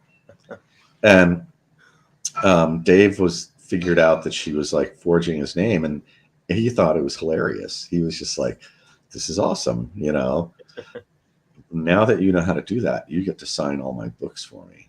So a lot of the books that people have that are signed by Dave Arneson were actually signed by Malia. Oh, wow. And people don't know that. If they would send it to them and ask for an autograph, it was Malia signing it. And so she did an autograph signing session of Dave Arneson signatures. So if you have old, and she was signing Tonis Borg books with Dave Arneson's and stuff. So, and that, it's just fun. It's not even about like getting the valuable signature. It was just, it was silly fun. We were just laughing and having a good time, you know. And so we had Greg there and Dan there and me there and Chris there who worked on it too. And who else? Ken Fletcher was there. He did some of the art, so he was signing it too.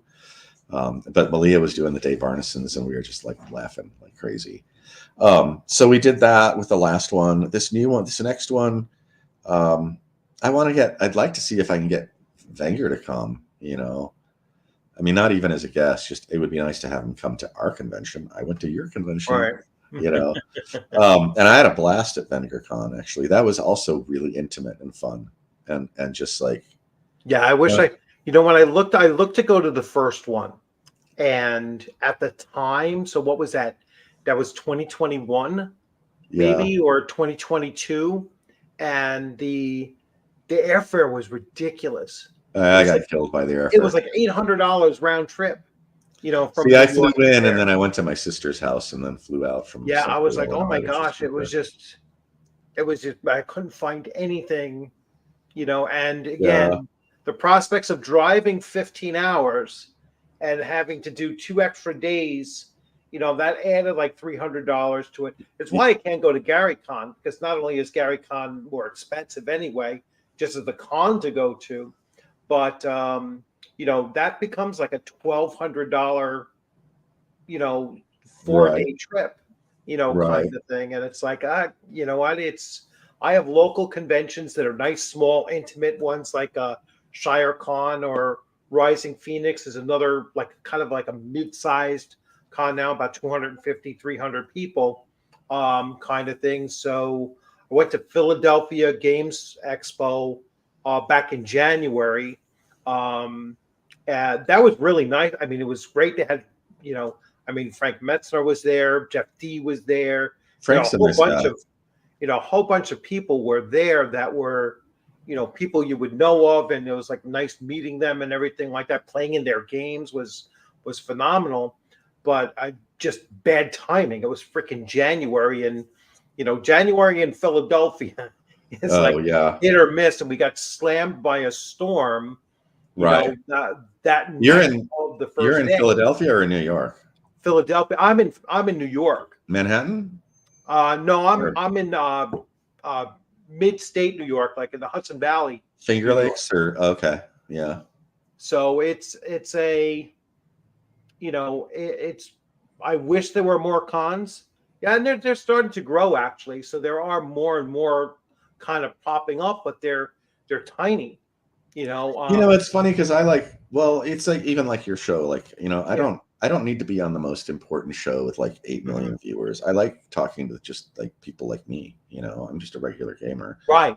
And cons are I kind of feel the same way about conventions. You know, like I will never go to Gen Con, and it's just too big for me. Like it's just too much. You know, like I want to go to one. I hear about the guys talk about like the original Gen Con where they were like, it was like 300 people, and you knew everybody there, and every year you see your friends that you only got to see at Gen Con. You know, and so there's like a real sense of this intimate community of gamers that all share this passion. And so like GaryCon is getting too big. Something we'll talk about that in a minute. But yeah, like GaryCon is getting too big for me. I like the Legends room in GaryCon is kind of like a convention within a convention. Right. It's like a little mini, and so I usually just hang out in Legends or out front because I smoke. I'm smoking and drinking scotch out front. Yeah. And so our convention was a lot like that. It was just like really tiny and intimate, and people had. Yeah, I like small conventions. I have, you know, I have the one that's around like 250, 300, which is almost perfect size.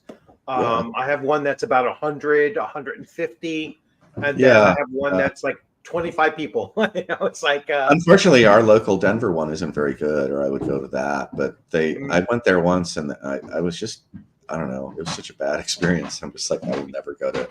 The only good convention is the sci-fi convention. Mile High Con does a really good job. So I should be talking to them actually.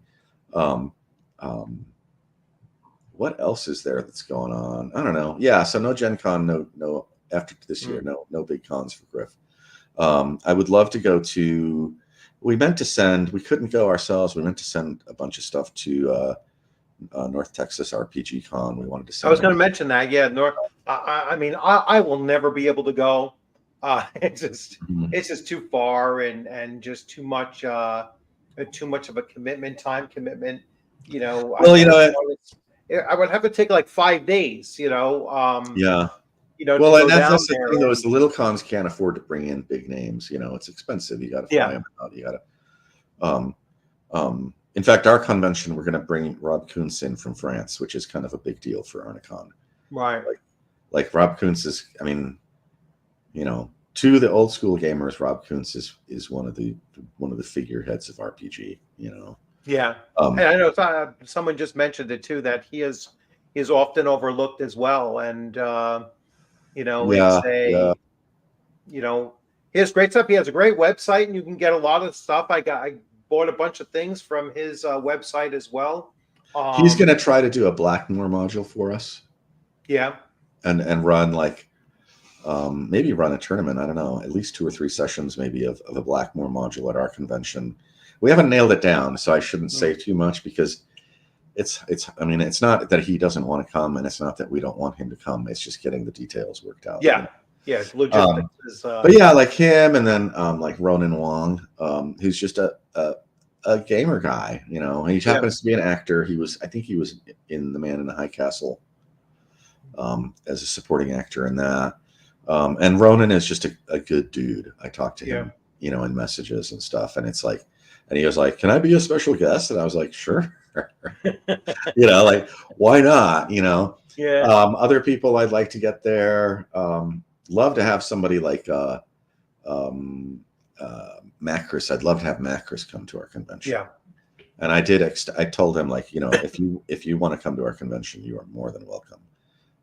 And so he might come and hang out. I don't know. Yeah, I interviewed him like a weekend, 2 months ago, maybe like 6 to 8 weeks ago.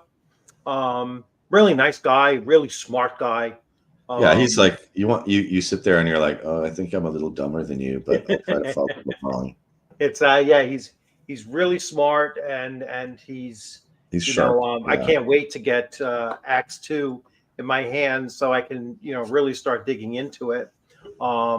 Which should be soon actually. I think it's I think his Kickstarter just went off to the printer, so we should be getting that fairly soon. Well, and he'll fulfill. I mean, like, even if he's a little late, he'll fulfill. He's that kind of guy. Oh yeah, yeah. He's nose to the grindstone. Yeah, you can tell he's not like some sort of like YouTube influencer type person that. No. They're like great at doing the marketing and like, I'm popular. You're gonna buy it from me, and then it's just like nothing happens because there's a lot of those Kickstarters where it's like. Yeah, first Kickstarter and I've only had a couple of those. Like I just had one that, I finally got it. The guy, it took him like 4 years to do it. Although some big companies, I'm still waiting for Mothership, for Christ's sakes. That was supposed to be November 2021. Oh, really? So, and that's a big company. That's what, Exalted Funeral. Oh, really? They're a big publisher, and 3 years for whatever reason. Yeah, I mean, our whole thing with doing a Kickstarter now is that we won't. I mean, we had if your first Kickstarter, you got an idea for a thing, you might have it half done. You need money to complete it, so you kind of go into it half-assed, right? Mm-hmm. And so that's understandable, and that's part of the risk of going with the first Kickstarter. We had to do that with the movie, to fund the continuation of the movie. It was just like, we can't do it without people backing us up. I keep getting these like things in the bottom of the screen, and I get this ADHD. I'll read this and forget what I was talking about. So, but now our attitude is like, we've been watching other people's Kickstarters and watching these failed Kickstarters to the tune of like over $250,000, you know? And it's like nothing, and they're like 2.5, 3 years overdue, right? And people are pissed, Well, and so it's because they don't go. You're not supposed to do a Kickstarter unless you are 95% done with the writing. and well, there are no rules on how to do it. See, yeah, you establish your own rules, but what our rule now is that if we don't have a manuscript ready to go, like if we have the manuscript done and it just needs a little bit of editing, but it's not like it needs to be rewritten, and maybe we need some extra art or something. I mean, it's right. like we can talk to people and we can be like, hey, sorry, we're delaying. We're working on getting this done. I mean, with doing our book through COVID, our book Kickstarter, there's so many pathetic posts of like, we really want to give you your books, but we don't have any of the paper, or we don't have, the fabric is missing or whatever, like the just supply chain stuff was just ridiculous, and then our printer screwed us on one of the printings. Our printer just got the chopping all done. They had to reprint the pages because they'd cut them wrong, but yeah, I mean, I agree. It's like they should have it done, or should have 90% of it done. And a lot of people, if it's their first time out, they don't know what 90% means. Yeah. And like that last final edit on a book can take you 6 months. Like you can write the book fast and then you've got to edit it, and that can take you 6 months.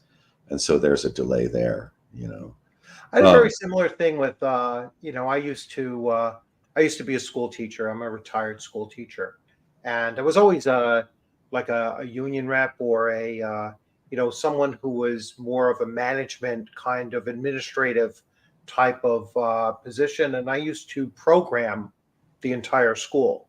Okay. Right? So, across all the the 3 grades, and, 40 teacher schedules, and try to get all. And they used to come to me all the time and say, hey, how's the program coming? Where is it coming through? And I'm like, all right, I'm in the 10th iteration of this thing now, right, trying to get it through. And every time they came to me, they would say, well, percentage wise, 95%. A day later, where are you now? 95%. I was like, it's like a jigsaw puzzle. Yeah. Then all of a sudden, it's like, boom, it's done. Yeah. And it was like always in spurts. Like I used to say, I'm about 50% done. Then the next day, I'm only 40%. Now I'm 70% the following day. It was always, but that last 5%, the polishing work, last piece, the finish work, longest time of anything, because then once you finally got that through, it's like, holy cow, everything is, now it all makes sense, and now it's all, and then I'd have to go through and see, how, because there were rules behind it. It wasn't just like, oh, everybody's just teaching 5 periods a day. It was everyone's teaching 5 periods a day, and none more than 3 in a row on a consistent basis, and then it can't be, all front loaded to one part of the week, and not. It was crazy to do it. But I can definitely see how, as like what you're saying, like when you think you're close to being done, that could be the longest stretch, because I've experienced it, myself. It's like that last component could take forever. We have a lot of products we're working on. We found another thing that we were given. Ken Fletcher just had like an amazing collection, and he gave us a draft of Mutant. Mm-hmm. And so David McGarry is working on refining. I mean, he was the original editor, not the original editor, but he was the editor at Adventure Games for Mutant. And there's even a letter in it from McGarry saying what the situation, talking about the game. And so he's going to be the editor of this version. And which is kind of a nice continuity to have this designer that was there all, through the whole process. Like he probably played Mutant in its first iteration, like in the early 70s when D&D came out. So we got Mutant, and we've got I was just talking to Chris. There's this guy, Mark, that worked on one of the, I think it was Gangbusters reprint. I'd like to talk to Mark and see if he'd be interested in working on the Arneson gangster game that we found. And then we've got. I would be so interested in that. Yeah, it's Gangbusters is one of my favorite games. You know, very unsung. Is it Mark Hunt? TSR game, but I would love to see an Arneson. He's up in Iowa, who the guy that did the reprint version, I think. Anyway, yeah, maybe talk to Mark and see if he would like. We kind of are having to put together a team now, so that's another thing is like managing a team because we have so many games products, and I'm kind of slow about writing. I kind of like poke at things and go back and think and poke at things, and so it takes me a while to get books done. And then I've got Dan and I want to do this like kind of a more complete Blackmoor book, and which might be like sort of like the final iteration of Blackmoor that people can purchase. That's like an official thing, you know. But I've been working on. I have another book called Spiral Keep, and I'm kind of obsessed. The thing that all the old gamers will tell you is that like original D&D is kind of this. It's actually more like a horror movie in a lot of ways. The experience of the dungeon is much more like a horror movie. And so you're small, you're weak, there are terrible things down there, and they want to rip your head off, and they frequently do. So Spiral Keep is kind of a book about how to implement horror themes and moods in fantasy dungeon adventures. Which people don't really talk about, and so I've kind of been like, I mean, it's like to me, it's like it's something that we did naturally, and it was just normal for the early D&D crowd to sort of the evil temple theme, you know, like you're going in, it's scary, and so kind of stepping back and doing an analysis of like, well, what do I do that makes it scary for the players? Okay, let's write about that, you know. That's kind of the thing is we have games that are reproductions of old games like Mutant, and we also have John Snyder's sci-fi game, which was being played in 1973 as an RPG. So it would have been, if TSR had published, they were supposed to publish his sci-fi book, it would have been as big as Traveler, but it just never got published because Gary Gygax was pissed off at Dave Arneson, so he screwed that one up. He could have made millions. You know, Gary Gygax was kind of a terrible businessman. I think he was good for a small company, but there's a difference between like the businessman that launches like the startup type businessman, and the guy that runs the big company. Like these are two different beasts. And Gary Gygax had no clue how to run a company beyond like the startup thing. He was a genius at the startup, but and that's you know, again, another very, you know, common thing. It's like, you know, there's people that have that initial idea and they come up with so many, like they're great for, you know, they're great. He was great for launching it, but then they're great for brainstorming, but then beyond that, they don't know how to implement. I mean, you know, if you lose your company in 10 years, maybe you don't know what you're doing. That's all I'll say. You know, like why doesn't TSR still exist? Why aren't his kids running the company? Well, that points to maybe some problems there. Dave Arneson was also a terrible businessman. So if you think I'm just picking on Gary, no, Dave was horrible. I have heard so many stories about his like business fumbles that are just ridiculous. But anyway, we just got all this stuff we want to get out, and so it's just trying to figure out how to load the hopper of the development and then production and then selling it. But we have a lot of stuff that we're excited to get out there. You know, 2 sci-fi games, the Gangster game, the Blackmoor book, Spiral Keep. McGarry he has done a dungeon version of his dungeon board game that's like an RPG, and so we might see if he wants to publish that with us. What else? I have a board game that's really fun. So far in the playtests, everybody loves the board game I have. It's like a race game. It's kind of like a smash 'em, bash 'em kind of race game thing. And when can we expect to see that? Maybe a year or something like that. Yeah.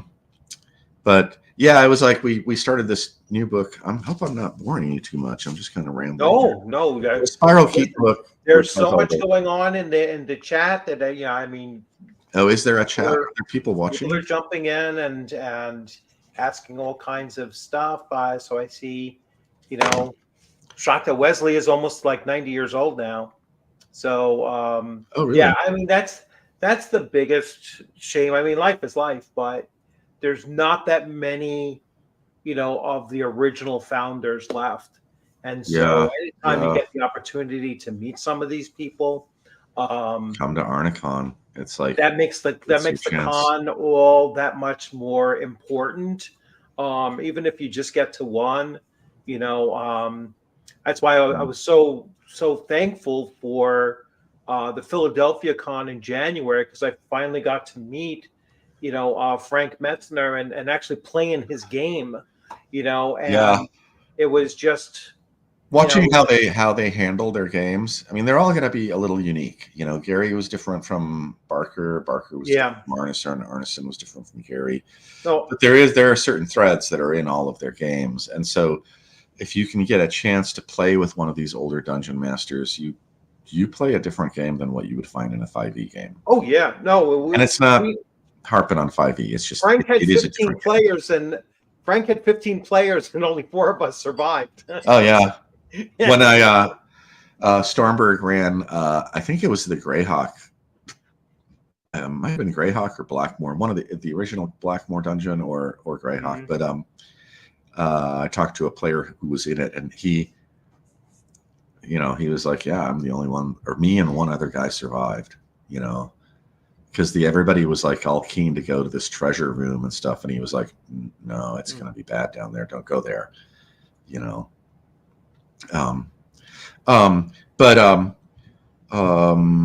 Trying to think, is there anything else you wanted to talk about? I mean, people are asking questions. Are there any questions I should answer before we close up? There was a question. Let's see. Does the OSR perhaps focus too much on lethality versus the game that was really played in your day? Yeah, there were some questions about how people used to play their games more so, and I think that this might actually get back to that whole BroSR topic of was it primarily hex crawls? Was it primarily one-to-one timing, extremely large groups, players? I won't discuss anything having to do with BroSR, and it's not because of their play style. It's because the BroSR are a bunch of assholes. Yeah. And when they come around, people argue, and they think it's funny, and they're just like in there, and they just think it's a joke. And I block BroSR people on my social media. I just won't have anything to do with them because they act like children. And if you're going to act like a child around me and just be a jerk and disruptive, off you go. But as far as like the lethality of games, the games were lethal. And the whole point of that was to create a sense of that the stakes were really high. Whenever we had DMs who were easygoing DMs and they would fudge dice, and they're boring. It's like, why are you going to play? Like, I got 4 hours to play today. When I was a kid, it was like, Saturday was an all-day event, but it's still like, I'm not going to waste 8 hours playing in a game that doesn't present me with the kind of experience that I'm looking for. There were people who liked the Monty Hall dungeon DMs, and they would fawn all over them because they had 8th level characters with flaming swords and staffs of power and whatever. Right. And they seemed to always win the battle. But it's like, that's just not my kind of game. I mean, so you had both, but if you look at the mechanics of how the game is designed, original D&D is absolutely lethal, and you have to do a lot of things to manage the resources that you have, whether it's your hit points or for the whole party. I mean, you do things like, I see people just going to, you have to understand the combat system to some extent. So you have to understand that if you have an AC 9, you are going to be hit 50% of the time, and you're going to be hit for a lot of hit points 50% of the time. And so one of the things we would do is, since we're not using miniatures, we're playing all, I hate the common term for it, but just the make-believe game. You would rotate fighters in and out of the front line. Like you would manage your combat like a Roman legion would manage their combat. It's like you have, the front ranks, they get weak, they pull back, and somebody else slides into the slot and holds the line. Yeah. And so somebody gets down to 2 hit points, you bring them out because you don't want them to get killed, and you put somebody else in there. And so that's why you have your whole, it's like you have your fighters and maybe some clerics up front. But once your fighters get weakened, then you throw your clerics because they're armored in there. Once your clerics start to go, maybe you throw thieves in there, and they just go for finishing shots in the front line. And the wizards are in the back casting spells to soften up the enemy. Like maybe before you do the ranged encounter of you spot them 80 feet down the tunnel, and the wizard throws a fireball down there and wastes them. And so a bunch of them get wiped out there, and the archers are shooting bows for 1 round. Then in the next round, they've closed to hand-to-hand combat, and the fighters are holding the front line and fighting. And or you do like tactical things, like if you have a doorway, like only 2 of them can squeeze through the doorway at a time. So there are 3 of you or 4 of you around the doorway. So you've got 3 to 4 attacks to their 2. Any number of things. Or you withdraw and you lay traps, like you pour oil on the floor, and when they come up to engage you, you light the floor on fire and they get a little toasty. There's just a million different things you can do like that are it's all very tactical play, but it's all verbal. It was from my own experience, so I started around 77, 78. Started with probably Holmes for a brief time, and then we went right to AD&D. Yeah. And Holmes is talking about the lethality, we always had a sense. Now, I was only 11, 12 years old. That was my whole group. We were 11, 12-year-old, and we immediately got the sense that dungeons were dangerous. And we used to plod through 10 foot by 10 foot by 10 foot with your freaking 10-foot poles and your iron spike equipment. Adventure gear was as important as your sword and shield. It's like you weren't surviving if you were just going in without all of that adventure gear and everything. We had all kinds of stuff, and it was used every single time. I can't tell you how many times we used iron spikes and the 50-foot rope and oil flasks up to every little component of what you are bringing into that dungeon was important. All right. And one of the questions was, did you always have a magic user in it? Yeah, that's where the Holy Trinity came from, right? It's designed that way. I've seen people try to do solo adventures. Solo adventures don't really work. I mean, people have done it. Usually helps if you have a ring of invisibility or something like that. Yeah, so but you're by yourself snooping around. You need that fighter. You need that magic user. You need that cleric. Thief is potentially optional, right? Because a lot of times. It's kind of like Napoleonic wargaming. It's like you need your artillery, and you need your and you need your cavalry, and you need your line, your soldiers in line, and then maybe you also need skirmishers. You have, and then depending on the situation, it's like square, column, line, like the different formations. Like you're assuming different formations to deal with different situations. And I agree. I mean, it's funny it came up because I was thinking about it yesterday. I was thinking about talking about that in my next book, is the idea of the combined arms. Yes. And I mean, it's just like if you go down there without a magic user, you can do it, but you're going to run into stuff that you just cannot do anything with it. Like that's great. You found a magic wand. That's great. Good luck with that.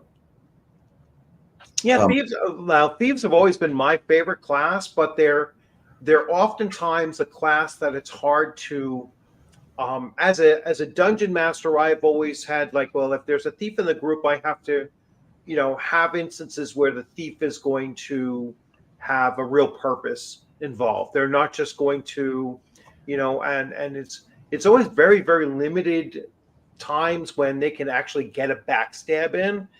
So it's like, yeah, they don't really lock doors and that kind of thing. Thieves are more of a city class. Like I think they originally. Yeah, it's like if you're a thief, you better have a sling, because well, I would say like on the front line, but I expect you to at least have some kind of a function, right. And well, I mean, the problem with the thief have those opportunities like they normally would for backstabs and that kind of thing. The problem is the rules for thieves just suck. Yeah. They're just shitty rules, and Gary's kind of notorious for not playtesting things and just deciding things should be a certain way and publishing. If you look at the Blackmoor board game, it is completely flawed, and it's because he wouldn't listen to his playtesters and he published it the way it was, and it's a terrible game. And the only reason it sold was because it had Blackmoor written on it. But Thieves are kind of the same way. I think like In the Labyrinth is a really great system. It has its problems because it's kind of based on a miniatures type game system. But if I were to explore any like OSR system that's like more like Pathfinder, In the Labyrinth is like Pathfinder light. It's very skill based and very mechanical. And we played the crap out of that. I was in a playtest group for it, and it was a blast, And I think the problem within the Labyrinth was that they didn't have enough stats. And so like if you had In the Lab, I would be tempted to take in the Labyrinth and rewrite it as keeping it very simple, but still keeping the mechanical components. Rewrite it so that it has more stats, like you have a charisma stat and you have a constitution stat, and you also have a wisdom stat instead of just intelligence, like it just has strength, intelligence, and dex. But if you look at In the Labyrinth, their approach was it was kind of derived from Tunnels and Trolls, and Tunnels and Trolls is based on sort of like difficulty rolls. And so you get a certain number of dice that you roll against a difficulty to see if you can beat it. And so like in the Labyrinth, you would have a thief would have to roll their dexterity to say unlock a door. Okay. Well, the standard door is a 3-die roll, but if the lock is harder, it could be a 4-die roll.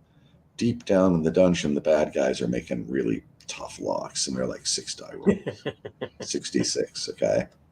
And so what I've been doing is I've been rewriting my thief class for my game. And one of the things I incorporate is the idea of different die rolls. And so original D&D relies on a standardized, like a D6 is kind of a common die roll for surprise and for finding things. And so it's like if something is hidden harder, instead of using a curve, I'll just use a straight die roll. But it's like this is hidden in a compartment that is a D12. So your character that can normally find a hidden object when searching on a 1 to 2 gets to roll a D12 and has to hit a 1 or 2 to find a thing. Right. And so I'm looking at the thief class and sort of saying, let's improve their abilities incrementally, but let's also incorporate a difficulty factor, But I don't want to do like the DC thing. Like, I don't know. It's just I like to keep my rules really simple when I'm designing. And the reason Savage Worlds has different, you'll get to assign a different. Actually, who else does that as well as Blade Runner? Yeah, a lot of games are doing that. So lean toward that side. You'll have different die that you use for your better skills, and as you go up in level or as you train those particular skills, you go to a different die, and it increases your chances of higher outcomes when you're going from a D6 to a D10, let's say. I think it's really important as a DM to like not use dice at all in certain instances. Like if you are examining something and like, I pick up an object, okay, like I describe how I'm going to pick this up. I'm going to pick the cylinder up. There's a strange cylinder. It's like, okay, what do you do? Well, I hold it by the end, and I rotate it, and I want to see what's on everything. Oh, maybe you were supposed to get a die roll to see that there's writing on that. But because you're saying I'm examining it closely, and this takes time, and time is an essential component to the game. You just say, okay, well, you spent more time doing that, so I'm just going to let you know that thing is there. There are runes on this. Right. Yeah. And get away, but it creates more player agency instead of just roles like a video game. It's like no one has to make a dexterity check to tie their shoes, right? It's like, it's like if you don't need to roll, if there's no but it's more nuanced. It has to do with player engagement. If a player is engaging, because the definition of role playing is that anything you do in a role playing game is role playing. So if you are describing how you're examining an object to your dungeon master, you are role playing. It's not play acting. It's the full experience. I lost the thread of something else I was going to say about that. Oh yeah, like I don't know. There are a lot of rules for D&D that kind of screw up the balance, and because then there are old rules that never got redone. Like I'm sort of looking at the clerics and how clerics dispel, or like how they get rid of dead, turn and dispel. And so I'm starting to think in terms of just hit dice and creating some sort of system that's more like an equation based on hit dice, That's how Castles and Crusades does it. Yeah. They're able to turn a certain number of hit die. Right. So I mean, these are all logical. I mean, like, I'm not creating anything that's like, I'm not some genius. Yeah. Right? But I'm clearly Castles and Crusades does that. It's probably a good idea worth looking at, right? Yeah. Yeah, I mean, just like little things like that. I mean, it's just like, it's all about the home ruling, Write a little note. You don't even have to write a whole rule. It's just like, we're going to do this, and finding out where you have like the little holes in your OSR system and how you can go about plugging them, like the thing I was talking about with thieves earlier. It's like, D&D kind of does a remove traps roll, but when you play in the Labyrinth, they have two rolls. One is finding the trap, and the other one is removing the trap. Right. And so, I mean, what's more important, finding the trap or removing the trap? And you don't necessarily need a roll for both, but it does make it more interesting. And they should be secret rolls, which is another thing. Like, you shouldn't know if you remove the trap, right? You don't know. You shouldn't know if you removed it or not until you all of a sudden trap. You shouldn't know if you failed it until it goes off. Or I'll do things like the really basic poison flask trap, right? It's some sort of mechanism where there's a little glass vial inside the chest, and if you open the lid, it releases the vial and it shatters and it releases this gas into the air. Well, you can have two conditions, like what was I trying to say? Like there can be like a couple different conditions for how that mechanism works, and one can be you cut the wire and thus it doesn't get destroyed, or the other is that you need to leave the wire intact and nothing happens. There and the player won't know which one it is. So it's like they detect the trap, but they know it's there, but they've got to decide: am I going to do A or am I going to do B to get rid of it? Things like that kind of make it more fun. But I think definitely the idea of getting rid of a lot of die rolls and making it all much more interactive is the best way to go. Okay, we're coming up on 2 hours. Yeah. So I know you have some things. So I'm okay. I just have to watch the soccer game. I'll share your website real quick so people can see it. So let's. Yeah. This is always fun. This is always fun to try to. No, there it is. Right. There we go. TFOT. So I am going to share. So Fellowship of the Thing, TFOT. Yep. So here it is. Yeah, we got like if you're really interested in our hardbounds, we're running out of hardbounds, and if you go to Lost Dungeons of Tonis, or yeah, I think that's where you'd go. That's or maybe it's the rarities. Let's see if it goes to it. Yeah, so here Yeah, you see go. that rarities right there. Mm-hmm. Click that where it says rarities available. Okay. We're down to, last I checked, maybe it was 6 hardbounds of the red covers, which are on the end there. Okay. So if you want a hardcover, I mean, it's not like we'll never do the hardcovers again, but it might be a while. And so we have like 6 of these left, and that's that. The other one is the black cover, the glossy black cover. We have maybe 20 of those left, and we will not reprint the black cover. That's probably the rarest edition we have of our book. Okay, and then you have the paperback first edition. You have the signed. Oh, you're out of those. Yeah, we sold those out. All right, and then the first edition paperback, which is, yeah, that's the you can get it anywhere, sort of. Yeah. And then the other thing I do like to push is, like, people always talk about, like, we need to support our artists, and it's like, well, we do support our artists, and there's a section there in the store, in the sidebar. I think there's Tonis Borg art. So it's in. It would be in the TFOT store. It'll be in. All right, so I'm in there. Go down one. Go down to TFOT store. All right. Oh, there. Yeah. And if you click that, you should get to. Yeah, we have, see those like sketches and stuff. Yeah.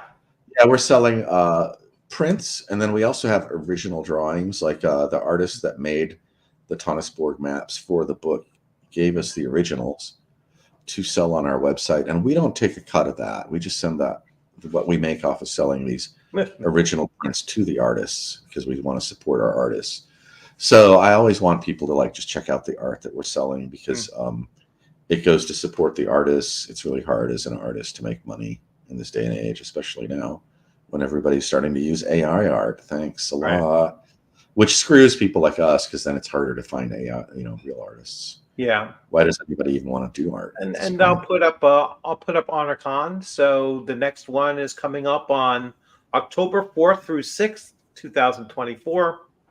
And Minneapolis, Minnesota. It's a blast. Like, we got, if you scroll down. Yeah. Keep going. There you go. Like, you can highlight, you can like any of those photos. Yeah, let's like, see what this one here is. Yeah. That's like, somebody running a game. There's some other ones. I mean, like the hotel is really cool.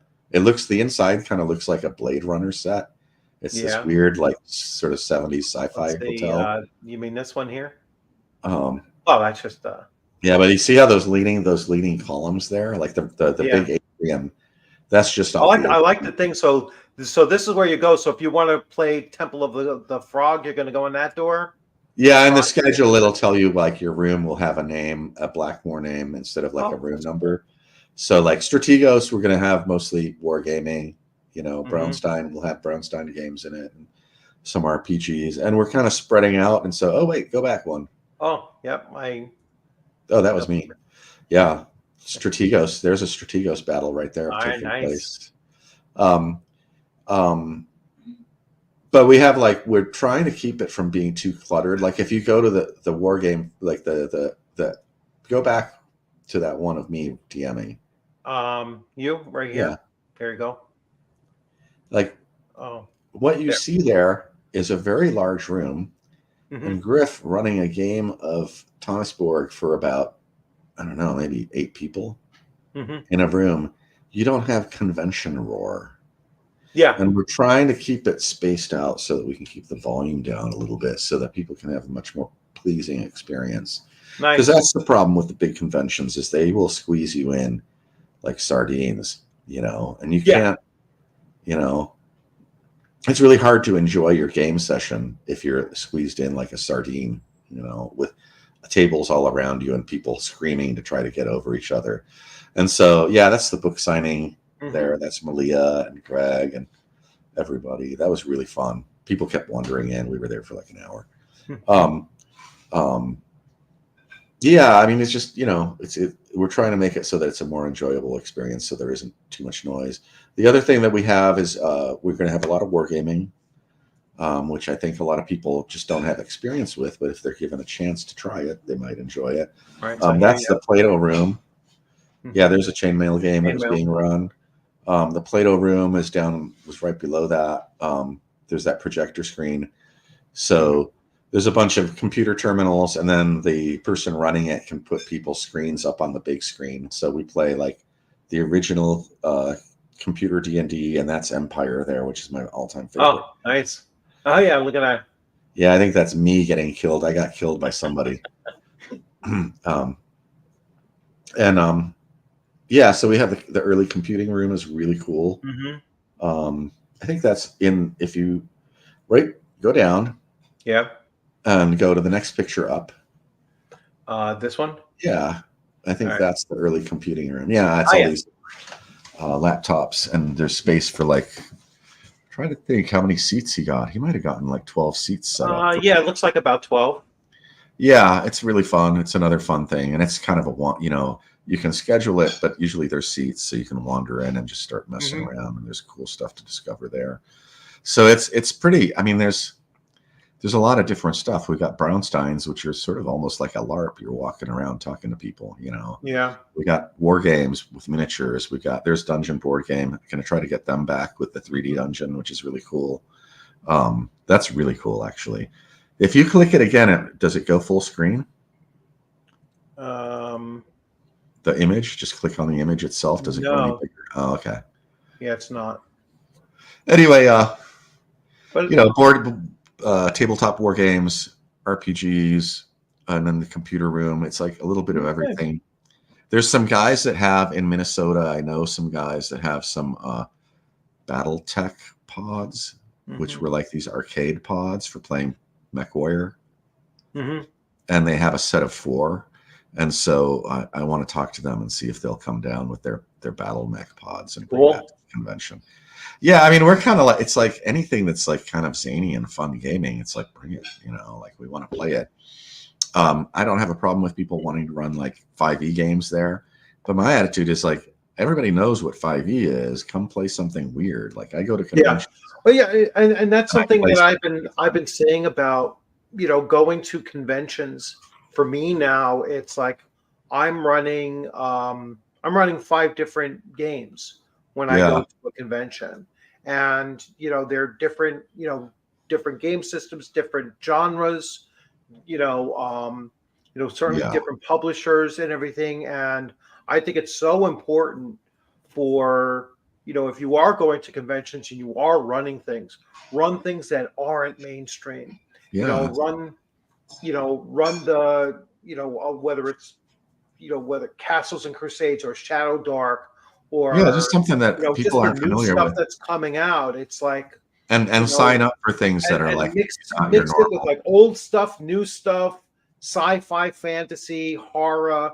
Just try to get as much of a mixture of things that you can, and that's going to be both for your own experience, as well as the players out there that they might see something they've never seen before and sit down for it and really enjoy it. So that's. I was just going to say, are there any other questions? We were going to go into any questions that were unanswered, and I'd like to answer. I know that you have a time issue. So I'm okay. I'm just turning on my soccer game. I have to watch the Champions League. No. I'll let you get going. But thank you so much. I mean, I'm sure there are plenty of questions out there, and we will get together and we will respond to the questions once it hits the channel, and people later on this evening can start watching it and then adding more comments to it. So thanks for everyone for having come in and asked your questions, and thank you, Griffin, for coming and sure. So it was such a pleasure to have you on and to hear more and more about this stuff. been a big fan of everything that you guys. I'm a fan of your show, so I feel like I said, I feel like I know you. Yeah, it's like I really appreciate. I'm gonna get together with my buddy. I know what his voice sounds like. I know what he looks like. Yeah. All right. Well, we can just sign off and we'll do this again. I hope absolutely. Thanks to everybody that came in the chat. Yeah, when it's about to release and everything, I'll definitely have you back on, and we can talk about that. Looking forward to, just looking forward to some of that stuff that's coming out. That that new book that you're going to produce. I'm really looking forward to. And that, I always try to say this, like, if you're on social media somewhere and you're into something, and I'm not talking about myself, like anybody that produces, like, that's an indie that produces something you like, make a post and start a discussion about what they make, because the indies don't have the budget to advertise. And you can really help, like, if you like somebody's work and you'd like to see more, help them sell their product, And so like, think of something you love. And I'm not, like, I was showing off other people's stuff at the beginning, like, like Warpland here, Yeah. I'm like, it's like, yeah, I love this. I want people to buy this guy's book because it's a cool book. It's worth having. And he does weird stuff that makes me happy, and I want him to sell more of it. And like Wenger, or like Dan Boggs with his Book of Elder Magic. So yeah, just make sure to, like, get out there and pump the indies so that they get a little bit more respect, because they make cool stuff. Yep. Okay, everyone. Thanks. Again, thanks for coming on, and thanks everyone for participating in the chat. And you all have a great rest of your afternoon. And you can get back to your soccer game, and I have some house chores to do before. All right. I get home in 40 minutes. All right. Forza So you all take Lazio. care. Thanks. Ciao.